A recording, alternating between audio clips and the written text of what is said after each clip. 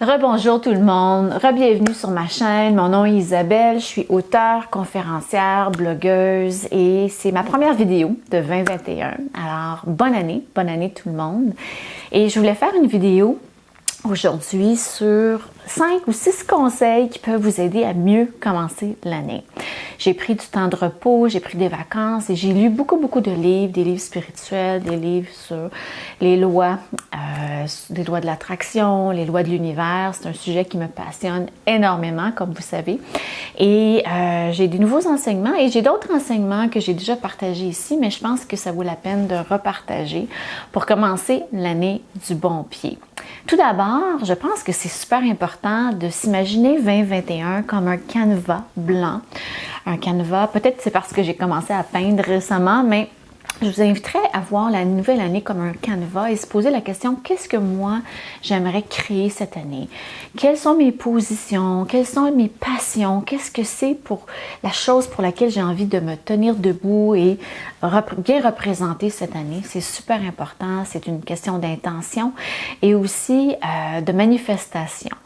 L'autre chose, numéro 1, la chose la plus importante, c'est de pardonner 2020. Alors peut-être que c'était une année très difficile pour vous, peut-être pas tant, mais peu importe où vous vous trouvez dans le spectre de la chose, pardonnez l'année, laissez-la aller.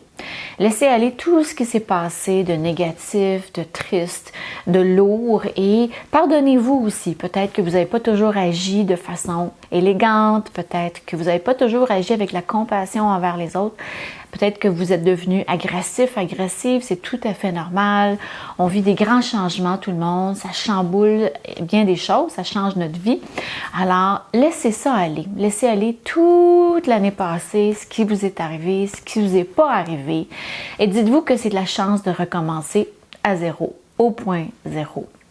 Ce qui m'amène au prochain point, c'est de faire un ménage, faire un grand ménage de son espace. J'en parle beaucoup dans mon livre Splendeur, j'en ai parlé dans d'autres vidéos. Quand on regarde des vieux papiers, des vieux bibelots, des vieilles affaires qui nous ramènent en arrière, qui nous ramènent dans le passé, peut-être à revivre des événements, des moments tristes et douloureux, ça encombre notre espace, ça encombre notre esprit et ça encombre notre énergie de façon plus importante encore, c'est l'énergie. Alors, débarrassez-vous des paperasses qui traînent. Assurez-vous d'avoir tout ce qu'il faut pour faire vos impôts, mais après ça, débarrassez-vous de toutes les choses qui ne vous servent plus.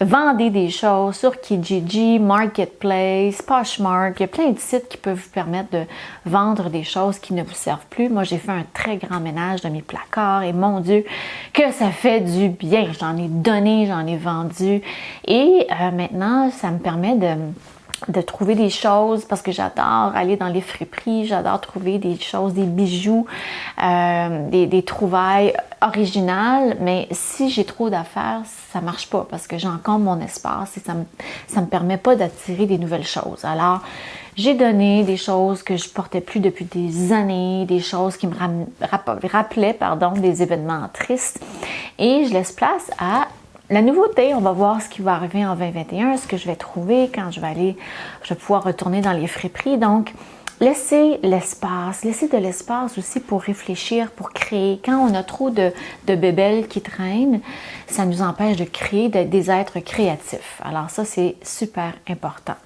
Aussi, un autre point, numéro 3, qui est en fait en lien avec le point numéro 1, c'est en plus de pardonner les autres, envoyez de la lumière à des gens qui sont peut-être difficiles, parce que toute personne qui est difficile, agressive ou compliquée, c'est parce qu'elle souffre à l'intérieur d'elle, elle a de la souffrance. Donc, s'il y a des gens dans votre entourage, dans votre milieu de travail qui sont plus difficiles ces temps-ci, envoyez-leur de la lumière, envoyez-leur des bonnes intentions, des bonnes énergies. Vous allez voir, ça crée vraiment des miracles. Ça permet de délier la tension karmique et la tension négative qui existe entre vous parce qu'on est tous reliés. On ne fait tous qu'un. Alors, si vous envoyez des mauvaises vibes à quelqu'un, cette personne-là le ressent et elle le perçoit. Donc, la meilleure chose à faire, c'est peut-être couper les liens ou sinon d'envoyer des bonnes énergies à cette personne-là parce que toute personne qui est méchante, agressive, en fait, elle souffre à l'intérieur d'elle. Rappelez-vous de ça, c'est super important ces temps-ci d'agir avec compassion. Le prochain point, c'est de faire attention à ce que vous dites. Ce que l'on dit, c'est la parole. La parole, c'est Dieu. C'est écrit dans les textes sacrés. Alors, si vous répétez des choses négatives à cœur de journée, ça va pas bien, ça va mal, blablabla, bla, bla, bla, ben, en fait, vous attirez rien de positif dans votre vie. Je l'ai déjà dit, je le répète, la parole est d'or. Alors, dites, quand vous envoyez, je vais vous donner un conseil extraordinaire. Quand vous envoyez un courriel ou quoi que ce soit à quelqu'un, dites c'est un succès. C'est un succès. Peu importe ce que vous faites, vous envoyez un post sur les réseaux sociaux, vous écrivez un texte, vous envoyez un courriel, c'est un succès. La parole, ça vaut de l'or. C'est encore plus fort que toute autre chose. Utilisez votre parole juste pour le positif parce que sinon, vous allez manifester ce que vous dites et souvent, ce n'est pas des bonnes choses. Ce qui m'amène au prochain point, c'est que il faut que vous vous disiez et que vous compreniez et que vous sachiez dans le fin fond de vous-même et de votre subconscient que vous méritez que le meilleur. Alors, si vous dites « Ah, telle personne a un nouvel emploi, moi, ça ne m'arrivera jamais » ou « Telle personne a gagné un concours, a gagné beaucoup de sous, a fait telle chose que vous admirez profondément », dites-vous que ce que Dieu, ce que l'univers a donné à cette personne-là, vous pouvez l'attirer à vous et plus encore.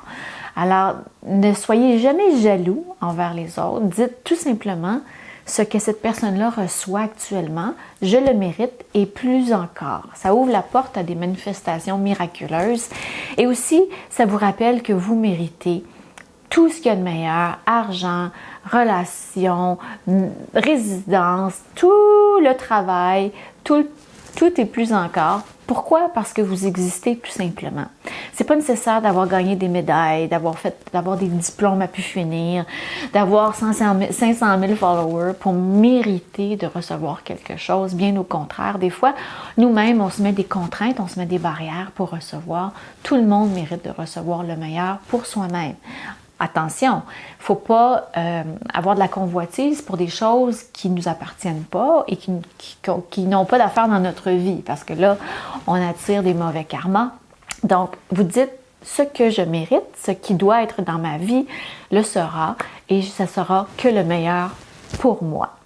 Dernier conseil, et c'est en lien avec ce que j'adore faire, c'est danser. Danser, ça libère les vieilles émotions, ça libère les tensions, ça libère beaucoup de choses négatives qui sont cristallisées dans notre corps. Alors, si vous aimez la danse, suivez-moi parce que je vais annoncer des événements en lien avec ça très bientôt. Si ça vous intéresse, sur ma page Facebook et sur mon compte Instagram, je vais guider des séances de danse. De plus en plus cette année, j'adore faire ça et c'est très, très, très libérateur. Alors que vous le fassiez avec moi ou non, ça n'a pas d'importance, même si j'aimerais bien vous avoir avec moi dans mes groupes. La danse, c'est quelque chose de miraculeux et c'est gratuit. Vous pouvez danser dans votre salon, dans votre cuisine, le soir en cuisinant, mettez vos écouteurs si vous voulez, ou bien pas, mais même dans votre voiture, c'est quelque chose qui apporte de la joie. Et rappelez-vous que quand on est dans la joie, ce sont des émotions positives, la joie, la bonne humeur. Et quand on est dans ce créneau de sentiments, d'émotions, c'est là qu'on attire les bonnes choses vers soi. On élimine la tristesse, la lourdeur, la jalousie, la compétition, tous les sentiments négatifs qui nous tiennent vers le bas. On libère ça et on s'amuse. Alors voilà mes conseils pour bien commencer l'année. On libère, on sait qu'on mérite le meilleur et on accueille de la joie en dansant. Merci beaucoup de me suivre, merci beaucoup de me lire, merci beaucoup de vous abonner à ma chaîne et je vous dis à très bientôt pour une prochaine vidéo. Ciao!